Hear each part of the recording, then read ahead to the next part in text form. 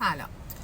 یه پرونده که چند روز من درگیرش هستم و دارم کاراشو انجام میدم در خصوص خرید محصولات آرایشی بهداشتی از آنلاین شاپ ها هستش.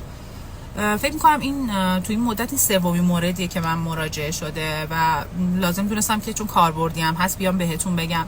ببینید، موکل من 2 تا عطر فکر میکنم حدود 20 میلیون تومان از یه آنلاین شاپی که یه بلاگر معروف تبلیغشو میکنه میخره. وقتی که عطر به دستش میرسه متوجه میشه که عطر اولا که پلم نیستن و دوم که اصل نیستن.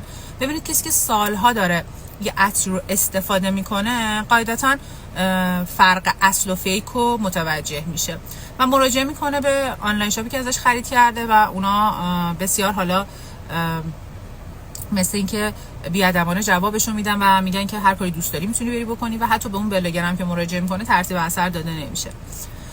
حالا یه راهکاری که خیلی میتونه بهتون کمک بکنه تو خرید محصولات از این آنلاین شاپ ها، ببینید یه سری از این پیج ها نماد اعتماد دارن، اسمش اینماد هستش که سازمان توسعه تجارت به این فروشگاه های اینترنتی که صلاحیت اونا رو تایید بکنه میده و شما میتونید به سایتی که حالا من براتون میذارم مراجعه بکنید و هر گونه شکایتی که از اونها دارید و اونجا ثبت بکنید.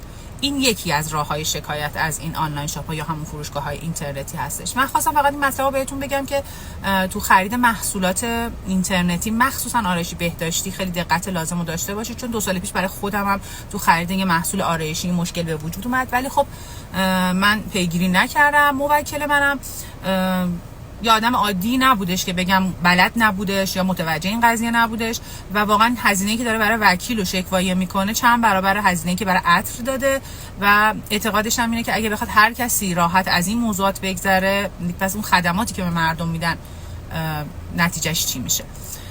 من خیلی ویدیو نمیذارم ولی فکر میکردم که این ویدیو خیلی به دردتون بخوره و مخصوصا تو خرید محصولات آرایشی بهداشتی دقت لازم رو داشته باشید.